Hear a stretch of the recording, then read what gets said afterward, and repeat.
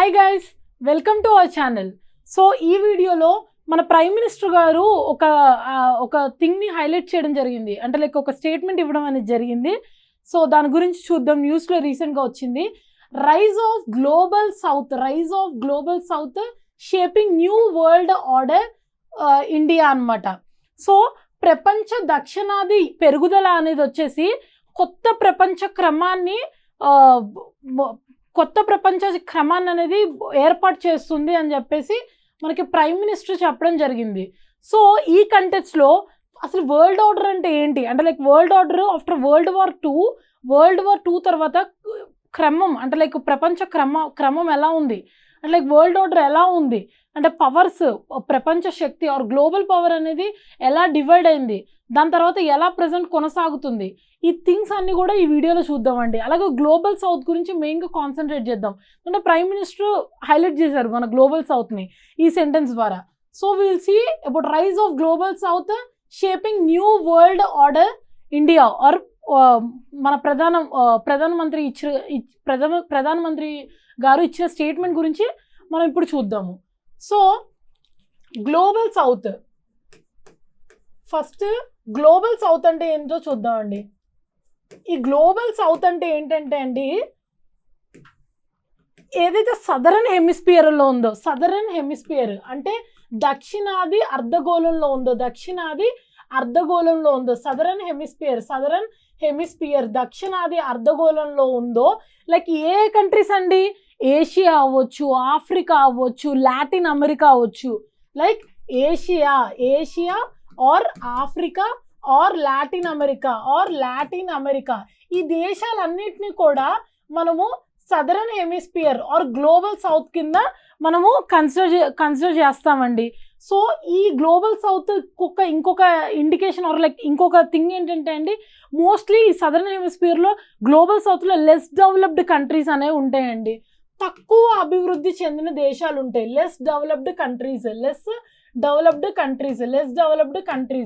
తక్కువ అభివృద్ధి చెందిన దేశాలు అనేది ఉండడం జరుగుతుందండి. సో ఇది గ్లోబల్ సౌత్ అండి. ఈ గ్లోబల్ సౌత్ అంటే జనరల్గా మనకి ఏంటో అర్థమైంది కదండి. దక్షిణ అర్ధగోళంలో ఉన్న కంట్రీస్ని మనం జనరల్గా గ్లోబల్ సౌత్ అనడం జరుగుతుంది. అలాగే లెస్ డెవలప్డ్ కంట్రీస్ అనమాట, తక్కువ అభివృద్ధి చెందిన దేశాలను కూడా మనము గ్లోబల్ సౌత్ అని పిలవడం జరుగుతుంది అనమాట. అయితే first of all world war two తర్వాత అంటే వరల్డ్ వార్ టూ మనకి ఇది జరిగింది కదండి. వరల్డ్ వార్ టూ తర్వాత గ్లోబల్ పవర్ లైక్ ప్రపంచ శక్తి అనేది ఎలా డివైడ్ అయింది అనేది చూద్దామండి. First of all world war two తర్వాత మనకి గ్లోబల్ పవర్ అనేది ఏదైతే పవర్ ఉందో గ్లోబల్ పవర్ టూగా డివైడ్ అయిందండి. ఒకటి వచ్చేసి అంటే యునైటెడ్ స్టేట్స్ ఆఫ్ అమెరికా, అది ఇప్పటికీ కంటిన్యూ అవుతూనే ఉంది పవర్ అనేది వచ్చేసి యాక్చువల్గా. అండ్ దెన్ నెక్స్ట్ వచ్చేసి యుఎస్ఎస్ఆర్, యూనియన్ సోవియట్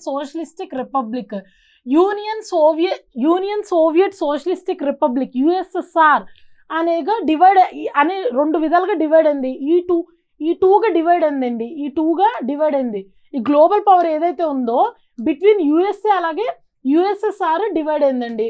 ఇది వరల్డ్ వార్ టూ తర్వాత అండి. కానీ యుఎస్ఏ అయితే ఇప్పటికీ కంటిన్యూ అవుతుంది. లైక్ ఇప్పుడు ప్రజెంట్ ఏకైక సూపర్ పవర్గా ఉంది. One and only super power అంటే యాక్చువల్గా యుఎస్ఏ అని చెప్పుకోవచ్చు. ప్రజెంట్ యుఎస్ఎస్ఆర్కి ఏమైంది 1991లో మనకి డిజల్యూషన్ అనేది అయిందండి. 1991లో డిజల్యూషన్ రద్దు అనేది కావడం జరిగింది. 1991లో యూనియన్ సోవియట్ సోషలిస్టిక్ రిపబ్లిక్ అనేది రద్దు అవ్వడం జరిగిందండి. సో యుఎస్ఎస్ఆర్ అనేది రద్దు అవ్వడం జరిగింది. సో యుఎస్ఏ అనేది ఇంకా కంటిన్యూ అవుతుంది. సో ఇదే అండి వరల్డ్ వార్ టూ తర్వాత ఏదైతే ఆర్డర్ ఉందో అదనమాట. సో సరే బాగానే ఉంది, యుఎస్ఏ అనేది ఇంకా కంటిన్యూ అవుతుంది.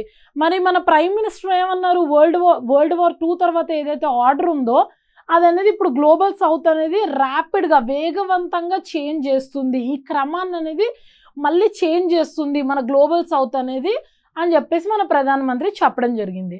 సో రీజన్స్ ఏంటి, ఎందుకు చెప్పడం జరిగింది, ఏంటి రీజన్స్, గ్లోబల్ సౌత్కి ఎంత సిగ్నిఫికెన్స్ ఏంటి, గ్లోబల్ సౌత్కి ఉన్న పవర్ ఏంటి, గ్లోబల్ సౌత్ ఏ విషయంలో డామినేట్ చేస్తుంది, మన ప్రధానమంత్రి ఏ కంటెక్స్ట్లో మన ప్రధానమంత్రి అవ్వచ్చు, మన భారతదేశం అవ్వచ్చు, ఏవేవి థింగ్స్ కన్సిడరేషన్లోకి తీసుకొని ఇవన్నీ చెప్పడం జరిగింది. విల్ సీ ద రీజన్స్ అండి. సో రీజన్స్ వచ్చేసండి రీజన్స్ వచ్చేసి ఎకనామిక్ గ్రోత్ అండి, మెయిన్లీ ఎకనామిక్ గ్రోత్. గుర్తుపెట్టుకోండి, ఏ దేశం అన్నా ఏ కంట్రీ అన్నా ఫస్ట్ ఆఫ్ ఆల్ గ్రో అవ్వాలి అంటే చెప్పేసి లైక్ మానిటరీ టర్మ్స్లోనే అవ్వాలండి. ఎకనామిక్ గ్రోత్ అంటే ఎకనామిక్ గ్రోత్ మన ఈ వ్యవస్థ ఏదైతే ఉందో ఎకానమీ రిలేటెడ్ ఉంది చూసారా, ఇది 40% అంటే గ్లోబల్ సౌత్ ఏదైతే ఉందో ఆర్థిక వ్యవస్థ అనమాట. ఆర్థిక వృద్ధి అనేది బాగా ఉందండి గ్లోబల్ సౌత్లో, దక్షిణాది ప్రపంచ దక్షిణాదిలో బాగా ఉంది. ఏది ఆర్థిక వృద్ధి అనేది బాగా ఉంది మన గ్లోబల్ సౌత్లో. ఎంతండి? 40% of world trade, 40% of world trade, 40% of మన అంతర్జాతీయ వాణిజ్యం గురించి మాట్లాడుకుంటే 40% ఆఫ్ వరల్డ్ ట్రేడ్ అనమాట. అంతర్జాతీయ వాణిజ్యం పరంగా చూసుకుంటే 40% అనేది మన గ్లోబల్ సౌత్ అనేది డామినేట్ చేస్తుంది. అంటే గ్లోబల్ సౌత్ అనేది కీ రోల్ ప్లే చేస్తుంది. ఈ రిపోర్ట్ ఎవరి ప్రకారం అండి? UNCTAD అంటే United nations trade and development report ప్రకారము 40% మన గ్లోబల్ సౌత్ నుంచే మనకి ట్రేడ్ అనేది జరుగుతుంది. అంటే అంతర్జాతీయ వాణిజ్యం పరంగా కూడా మనకు చాలా సిగ్నిఫికెన్స్ ఉందని ఈ రిపోర్ట్ ద్వారా మనకు తెలుస్తుంది. మనం యూపీఎస్సీ అవ్వచ్చు, గ్రూప్ 1 అవ్వచ్చు, క్వశ్చన్ అడిగినప్పుడు economic growth, significance, global south గురించి ఇలాంటి పాయింట్స్ అనేవి అక్కడ రాసేసేయాలండి. అండ్ దెన్ నెక్స్ట్ వచ్చేసి డెమోగ్రఫిక్ డివిడెంట్. అంటే పాపులేషన్ వైజ్ చూసుకుంటే డెమోగ్రఫిక్ డివిడెంట్ అనేది బాగా ఉంది యాక్చువల్గా. అంటే లైక్ డెమోగ్రఫిక్ డివిడెంట్ అంటే పాపులేషన్ పరంగా చూసుకుంటే మెజారిటీ ఆఫ్ ద పాపులేషన్ అనేది డెమోగ్రఫిక్ డివిడెంట్ అనేది ఫేస్ చేస్తుంది అనమాట. మనం ఏది గ్లోబల్ సౌత్ అనేది వచ్చేసి డెమోగ్రఫిక్ డివిడెంట్ అనేది ఫేస్ చేస్తుంది అనమాట. మన ప్రపంచ దక్షిణాది అనేది బాగా ఫేస్ చేస్తుంది. ఈ డెమోగ్రఫిక్ డివిడెంట్ గురించి కూడా నేను సపరేట్ వీడియో ఎప్పుడైనా చేస్తానండి. డెమోగ్రఫిక్ డివిడెంట్ అంటే పెద్దగా ఏం లేదు, అంటే వర్కింగ్ పాపులేషన్ ఎక్కువ ఉండడం ఆ కంట్రీలో, అంటే ఎంగేజ్ ఉండి వాళ్ళు వర్క్ చేయగలి, ప్రొడక్టివ్గా వర్క్ చేసి ఎంతో కొంత ఏం చేయగలరు అనమాట. సో అలా ఉంటేనే కదండి మన ఎకానమీ గ్రో అవుతుంది, మన సైన్స్ అండ్ టెక్నాలజీ అవ్వచ్చు, రీసెర్చ్ అవ్వచ్చు, ఇది వాట్ ఎవర్ ద ఫీల్డ్ అన్నిట్లలో కూడా ముందుంటాం. సో వర్కింగ్ పాపులేషన్ ఎక్కువ ఉండాలి. వర్కింగ్ పాపులేషన్ ఎక్కువ ఉంటేనే అది ఆ వర్కింగ్ పాపులేషన్ కనుక ఎక్కువ ఎక్స్పీరియన్స్ అవుతే ఆ కంట్రీలో ఆ పాపులేషన్ మనం డెమోగ్రఫిక్ డివిడెంట్ స్టేజ్లో ఉంది అని చెప్పేసి మనం చెప్పడం జరుగుతుంది అనమాట. సో ఈ డెమోగ్రఫిక్ డివిడెంట్ అనేది వచ్చేసి మొత్తం వరల్డ్లో చూసుకుంటే, మొత్తం ప్రపంచంలో చూసుకుంటే గ్లోబల్ సౌత్ అనేది వచ్చేసి ఎక్కువ డెమోగ్రఫిక్ డివిడెంట్ ఉన్న పాపులేషన్ వచ్చేసి మన గ్లోబల్ సౌత్. ప్రపంచ దక్షిణాదిలో ఈ డెమోగ్రఫిక్ డివిడెంట్ అనేది మనం ఎక్కువ అబ్జర్వ్ చేస్తున్నాం. వర్కింగ్ పాపులేషన్ అంటే ప్రొడక్టివ్గా వర్క్ చేసే పాపులేషన్, ఏది ఏజ్ బ్రాకెట్ అనేది ఉంటుందండి. సో ఆ age bracket 22 in between 59 or something like in between age bracket ఉంటుంది. ఆ ఏజ్లో ఉన్న పీపుల్ వచ్చేసి మన గ్లోబల్ సౌత్లో ఎక్కువ ఉన్నారు. గ్లోబల్ సౌత్ ఏషియా అవ్వచ్చు, ఆఫ్రికా అవ్వచ్చు, లాటిన్ అమెరికా అవ్వచ్చు, ప్రపంచ దక్షిణాదిలో ఎక్కువ ఉన్నారనమాట. ఇది పెద్ద అడ్వాంటేజ్ అండి. సో దట్ అన్ని సెక్టార్స్లో మన గ్లోబల్ సౌత్ అనేది పెరుగుతూ వస్తుంది అనమాట. దీని గురించి మాట్లాడాము. ఇంకా అలాగే కొన్ని ఇన్స్టిట్యూషన్స్ అనేవి ఉన్నాయండి మన గ్లోబల్ సౌత్లో. ఇన్స్టిట్యూషన్ అంటే సంస్థలు అనేవి ఉన్నాయి. సంస్థలు అనేవి వచ్చేసి బలోపేతం చేయడం జరిగిందండి. బలోపేతం చేయడం జరిగింది. అంటే ఆల్టర్నేటివ్ ఇన్స్టిట్యూషన్స్ అనేవి ఉన్నాయన్నమాట. ఆల్టర్నేటివ్ ఇన్స్టిట్యూషన్స్ అనుకోవచ్చు, వెరీ పవర్ఫుల్ ఇన్స్టిట్యూషన్స్ అనేవి గ్లోబల్ సౌత్లో ఉన్నాయన్నమాట. మన ప్రపంచ దక్షిణాదిలో ఉన్నాయి. ఏది చూసుకుంటే అండి, for example NDB new development bank, NDB new development bank అవచ్చు. అలాగే బ్రిక్స్ వెరీ వెరీ ఇంపార్టెంట్ అండి. ఇవి నేను ఇంటర్నేషనల్ రిలేటెడ్ థింగ్స్ కూడా నేను ఒక వీడియోస్ నెక్స్ట్ చేస్తూ ఉంటాను. ఆ వీడియోస్లో మాట్లాడుకుంటాం. ఈ బ్రిక్స్ సమ్మిట్స్ ఉంటాయి, కాప్స్ ఉంటాయి, ఇంకా అలాగే చాలా ఉంటాయండి, నాటో ఉంటుంది, ఇలాంటి థింగ్స్ అని మనం మాట్లాడుకుంటాము. NDB న్యూ డెవలప్మెంట్ బ్యాంక్, అలాగే bricks contingent reserve arrangement.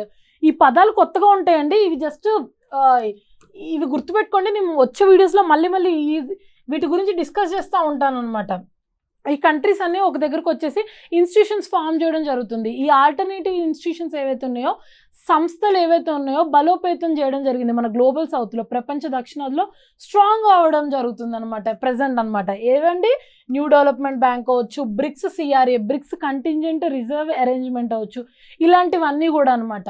So వీటన్నిటి వల్ల ప్రైమ్ మినిస్టర్ గారు మనం ఈ వర్డ్ అనేది లైక్ ఈ సెంటెన్స్ అనేది చెప్పడం జరిగింది అనమాట.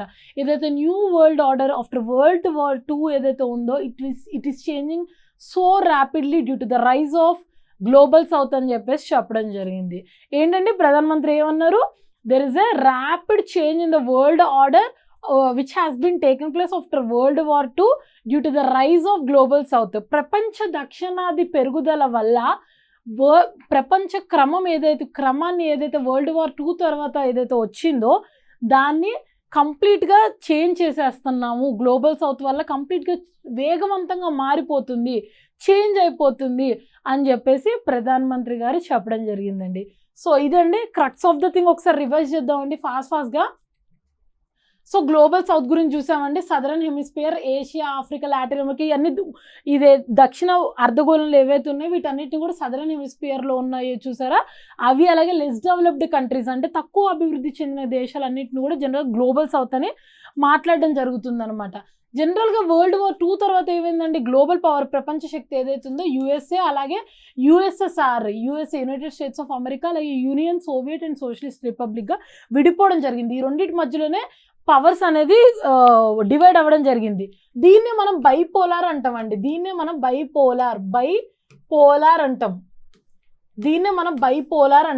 బైపోలరైజేషన్ ఆఫ్ బైపోలార్ అంటాం అనమాట. ఈ 2 మధ్యలో డివైడ్ అవ్వడం జరిగింది. బైపోలార్ అంటే అదే బైపోలార్గా అంటే 2 కంట్రీస్ 2 మెయిన్ పవర్స్ మధ్యలో డివైడ్ అవ్వడం జరిగిందండి. ద్విధ్రువంగా, దీన్ని మనం తెలుగులో ద్విధ్రువంగా డివైడ్ అయిందని చెప్పేసి చెప్పడం జరుగుతుంది. యుఎస్ఏ ఇంకా అలాగే కంటిన్యూ అవుతుంది. బట్ యుఎస్ఎస్ఆర్ 1991లో డిజల్యూషన్ రద్దు అనేది అవ్వడం జరిగింది. దాని గురించి మాట్లాడుకున్నాము. అండ్ దెన్ ఎందుకు ప్రైమ్ మినిస్టర్ గారు అన్నారంటే మన ఇండియా కంటెక్స్ట్లో మన వ్యూస్ ఏంటంటే ఎకనామిక్ గ్రోత్ బాగుండడం వల్ల గ్లోబల్ సౌత్లో, అలాగే డెమోగ్రఫిక్ డివిడెంట్ అనేది ఎక్కువగా ఫేస్ చేయడం వల్ల, అలాగే వేరియస్ ఇన్స్టిట్యూషన్స్ వల్ల కూడా గ్లోబల్ సౌత్ అనేది స్ట్రాంగ్ అనే చెప్పడం జరిగిందనమాట. ఇంకా నెక్స్ట్ పీపీటీ స్లైడ్స్ ద్వారా రివైజ్ చేద్దామండి. వాట్ వీ హ్యాడ్ టాక్డ్ అనమాట, లైక్ ఏమైతే మాట్లాడుకున్నామో రివైజ్ చేద్దాము. So historical context, first of all historical context అంటే వరల్డ్ వార్ 2 తర్వాత ఏం జరిగిందని చెప్పేసి. పోస్ట్ వరల్డ్ వార్ 2 బైపోలారిటీ అనమాట. బైపోలారిటీ ద్విధ్రువంగా గురించి మాట్లాడుకున్నాము. లైక్ 2 యుఎస్ఎస్ఆర్ అలాగే యుఎస్ఏ మధ్యలో పవర్ అనేది డివైడ్ అయింది. And then post 1991 unipolarity, nothing but super పవర్గా యుఎస్ఏ అనేది ఎమర్జ్ అవ్వడం జరిగింది. కంప్లీట్గా ప్రజెంట్ యునైటెడ్ స్టేట్స్ ఆఫ్ అమెరికాకి ఎక్కువ పవర్ ఉంది యాక్చువల్గా వరల్డ్ వార్ 2 తర్వాత అనమాట. అండ్ దెన్ బ్రాంత్ రిపోర్ట్ ఒకటి డిస్కస్ చేయాలండి. బ్రాంత్ రిపోర్ట్. సో ఇది వెరీ ఇంపార్టెంట్ అండి. క్వశ్చన్స్ కూడా అడిగే ఛాన్స్ ఉంది. బ్రాంత్ రిపోర్ట్ ఏంటి అంటే ఇది ఏం లేదండి, కొన్ని పారామీటర్స్ మీద టెక్నాలజికల్ అడ్వాన్స్మెంట్, సాంకేతిక పురోగతి అలాగే జీడిపిని బేస్ చేసుకొని, ఈ పారామీటర్స్ని బేస్ చేసుకొని ఈయన కంట్రీస్ని డివైడ్ చేశాడు. అంటే నార్థన్ హెమిస్ఫియర్, సదరన్ హెమిస్ఫియర్ అని చెప్పేసి ఈయన డివైడ్ చేశాడు అనమాట. ఈ లైన్ని గీసాడు. లైక్ సో ఈ లైన్ ఏదైతే ఉందో చూడండి ఒకసారి, ఈ లైన్ ఏదైతే ఉందో చూడండి, ఇలా కంట్రీస్ని డివైడ్ చేశాడు. చూడండి ఇక్కడ లైన్ కూడా ఆల్రెడీ ఇచ్చాం మన మ్యాప్లో. సో ఇలా మనకి ఇవ్వడం జరిగింది. బ్రాంత్ రిపోర్ట్ మనకి పారామీటర్స్, టెక్నాలజికల్ అడ్వాన్స్మెంట్ అలాగే సాంకేతిక పురోగతి అలాగే జీడిపిని బేస్ చేసుకొని మనం బ్రాంత్ అనే అతను అనాలిసిస్ చేసి ఇలా నార్థన్ హెమిస్ఫియర్ అలాగే సదరన్ హెమిస్ఫియర్గా ఈయన డివైడ్ చేసి ఈయన చెప్పడం జరిగింది, ఈయన ప్రతిపాదించడం జరిగింది. ఈయన రిపోర్ట్లో ఈయన ప్రపోజ్ చేశారనమాట. అండ్ ఆల్సో మీకు ఇంకోటి చెప్పడం మర్చిపోయానండి, జనరల్గా మన గ్లోబల్ సౌత్ అంటే ఇంకొకటి కూడా అండి, టెక్నికల్గా గ్లోబల్ సౌత్ని ప్రపంచ దక్షిణాదిని ఇంకొకలాగా ఎలా రిఫర్ చేస్తారంటే అండి, టెక్నాలజికల్ పరంగా అవ్వచ్చు, ఇంకా అలాగే సొసైటల్ పరంగా అవ్వచ్చు, టెక్నికలీ అవ్వచ్చు అంటే సాంకేతిక పరంగా అవ్వచ్చు, సామాజికంగా అవ్వచ్చు, లెస్ డెవలప్డ్ కంట్రీ అంటే తక్కువ అభివృద్ధి చెందిన దేశాలుగా తక్కువ అభివృద్ధి చెందిందిగా చెప్పేసి మన గ్లోబల్ సౌత్ని మనం జనరల్గా రిఫర్ చేస్తాం టెక్నికల్గా అయితే. యాక్చువల్గా how is the rise of global south is reshaping the world order. Reasons వచ్చేసి రీజన్స్ వచ్చేసి ఎకనామిక్ గ్రోత్ అండి, ఆల్రెడీ డిస్కస్ చేసాం. Assertive diplomacy and strengthening alternative institutions చెప్పాను కదా, NDB, BRICS contingent reserve arrangement, and then south south cooperation, ఇది కూడా ఉందండి. మంచి ఇన్స్టిట్యూషన్స్ ఇవన్నీ కూడా యాక్చువల్గా. Yeah, thank you. This is about the prime minister ఏదైతే మాట్లాడారో, ప్రధానమంత్రి ఏదైతే మాట్లాడారో, ఆఫ్టర్ వరల్డ్ వార్ II ఏదైతే క్రమం ఉందో, అదే వరల్డ్ ఆర్డర్ ఏదైతే ఉందో after the world war II, అది వేగవంతంగా ర్యాపిడ్గా చేంజ్ అవుతుంది due to the rise of global south అని చెప్పేసి అయితే ప్రైమ్ మినిస్టర్ గారు మాట్లాడారు, ప్రధానమంత్రి మాట్లాడారు. దాని గురించి అండి ఈ video. Thank you. Thanks for your attention and watching. If you like the video just like, and మీకు ఇంకా ఏమైనా కంటెంట్ ఏమైనా కావాలనుకున్నా, ఇంకా ఏమైనా వీడియోస్ కావాలన్నా జస్ట్ కమెంట్ సెక్షన్లో మీరు కమెంట్ చేయండి. And also if you feel that video is benefited, బెనిఫిట్గా ఉంది అని చెప్పేసి మీకు అనిపిస్తే, యూజ్ అవుతుంది అనిపిస్తే మీ ఫ్రెండ్స్కి కూడా ఈ వీడియోని షేర్ చేయండి. So that they will also be benefited from this videos అనమాట. సో క్లారిటీ అనేది మెయింటైన్ అవుతూ ఉంటుంది టాపిక్స్ అలాగే సబ్జెక్ట్స్లో. Thank you. Thanks a lot. This is Sreeja.